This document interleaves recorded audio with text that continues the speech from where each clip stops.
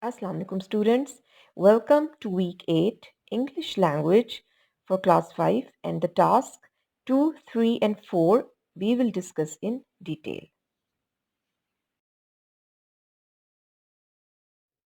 Now let's discuss the objectives of week 8 task 2, 3 and 4. First of all, task 2. Students will be able to read the story The Lost City and will write the meanings, make sentences and will answer the questions. For task 3, write a short story along with the moral in past tense. For task 4, pick and write all the adjectives from the given paragraph. Students, your task 2 is actually the reading comprehension, the velocity, and few of the vocabulary words along with their meanings are given here, like the first one, trade, the action of buying and selling goods and services. Number 2, routine, a sequence of actions regularly followed. Starving, suffering or dying from hunger. Gong, a metal disc with a turned rim. Chirp, make a short, sharp, high-pitched sound. Ignore, refuse to take notice or acknowledge. Precious, of great value. Magnificent, extremely beautiful. Jade and rubies, precious stones. Ivory, a hard creamy white tusk of an elephant that is used to make ornaments and jewelry. Growling, a low guttural noise made in the throat. Magnificent, extremely beautiful. Steep, a slope. Wiser, intelligent. Bamboo, a giant woody grass, the favorite food of panda. The Lost City by Margot Fallis. Yong-Hu and Hu-Xing walked through the valley. "I'm getting tired," Yong-Hu complained. "Where are we going anyway?" "We are going to find a city, a lost city. There are wondrous surprises that await the ones who find the ancient city." "Does anyone live there?" Yong-Hu asked. "Not anymore. At one time it was the busiest city in all of China." "Why not?" "Because it is too far out of the way for the trade routes." "What kind of surprises are there?" "Good surprises?" Yong-Hu asked. "Magical surprises." Hu Xing smiled. "Come, is there bamboo in the lost city?" Yong-Hu asked. "Much." "Good, let's hurry up then. I'm starving." After several hours, Hu Xing stopped. "See the mountains ahead? We are nearly there. Another hour." Just then they heard a growling sound. "What was that?" Yong-Hu asked. "A tiger, but it isn't near us. Its roar is echoing off the tall mountains." "There it is! There is the lost city. We have found it at last." Hu Xing smiled. "It is magnificent, Hu Xing. The walls are high and the roofs of the buildings sparkle in the sunshine."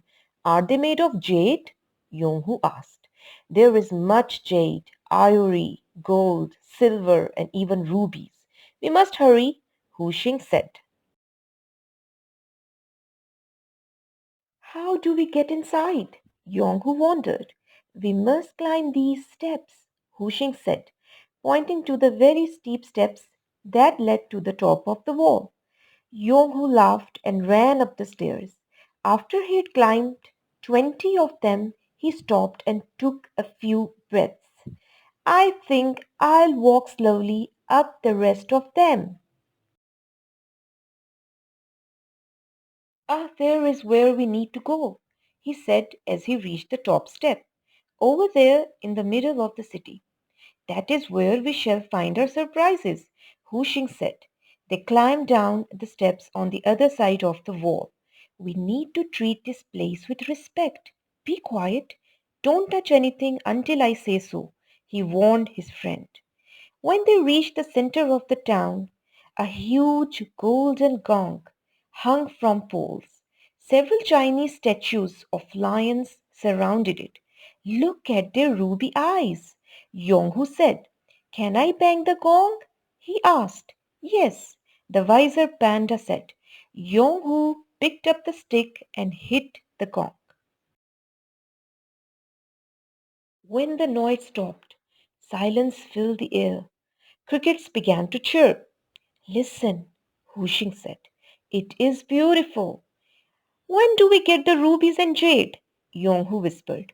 Hushing ignored him and listened to the magical sound of the crickets.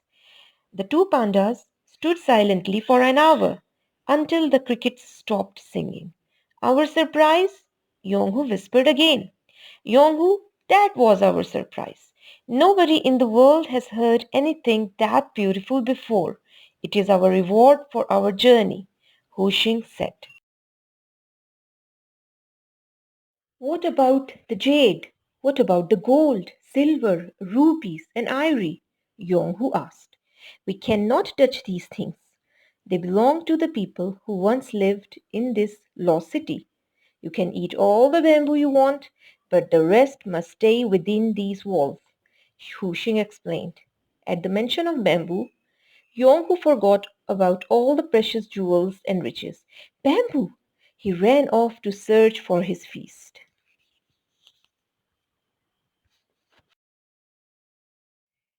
Now, the written work of task 2 of the lost city. Students, you're going to write the meanings of these vocabulary words that are written over here: valley, complaint, wondrous, ancient, growling, roar, sparkle, warned, in your vocabulary journal, and then you're going to choose any five words from the same vocabulary, and then you're going to change them into sentences.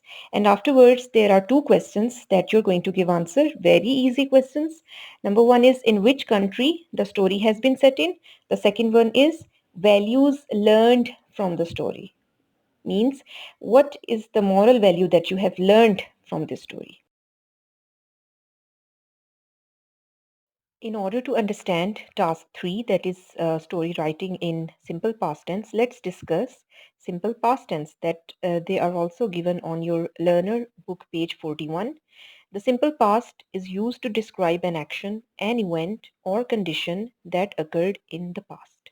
For example, I played, she sang.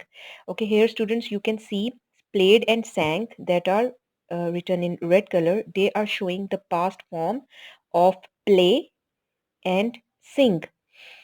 Now, there are two types of verb we use for simple past. They are known as regular and irregular verbs. So, what are regular verbs?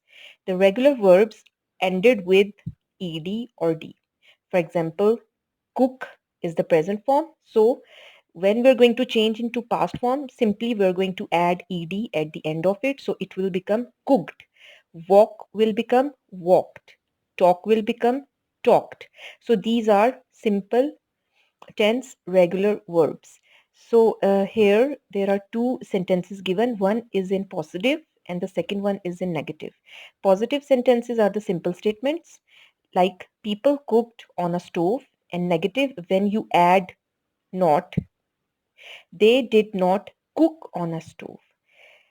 So what are irregular verbs? Irregular verbs, we don't add ed in simple past.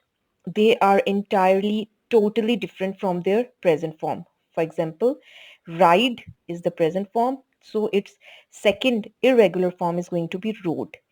Eat is present form, its second irregular form is going to be ate. Um, Here two examples are given, same two statements in positive and negative. My dad rode his bike. My dad didn't ride his bike. In this slide, we can see two columns, regular verbs and irregular verbs. So for regular verbs, we're just going to add only ed at the end of the verbs, like the present form is answer. So we have just made it past tense by adding only ed. If you just look it in the example, the present forms are like answer, ask, boil, believe, and so on. And how we're going to change it into past by just adding ed at the end of it, that is answered, asked, boiled, and believed. On the other hand, irregular verbs are totally different from their present form. They are different in pronunciation and they're different in spellings as well. Look at the first example. The present form is a light, so its past form it's going to be a lit. The second is begin, began, break, broke, blow, blew. So you have seen that they are the second form, the irregular form, is totally different from its present in pronunciation as well as in spellings. Students, you have to memorize all these verbs. Now coming up to task 3, that is your creative writing. You're going to write a story. There is a map, mind map is given. You're going to, first of all, you're going to choose the name of the story. Then you're going to choose what type of place it's going to be, what type of theme it's going to be. Either it's a science fiction, it's adventurous, it's fantasy, imaginary, horror, whatever. And then you're going to choose characters. And then in the end, you will also write a moral for it. Okay, write an interesting story with moral in past tense by using adjectives to describe the places and characters, not more than 60 to 65 words. This is the word limit given, so you have to follow it. And then write your story with proper beginning, middle, and ending. It means you're going to write your story in paragraphs, starting with proper beginning, then how the events will move on. You will explain them in the middle, and then what happened in the end, how the problem solved, and also you will write the moral.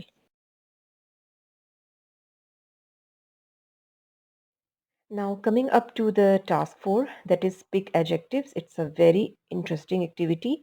Okay, the directions are given. Read the passage below, pick and write all the adjectives from the paragraph, and students, there are going to be 20 adjectives inside and you have to find them out.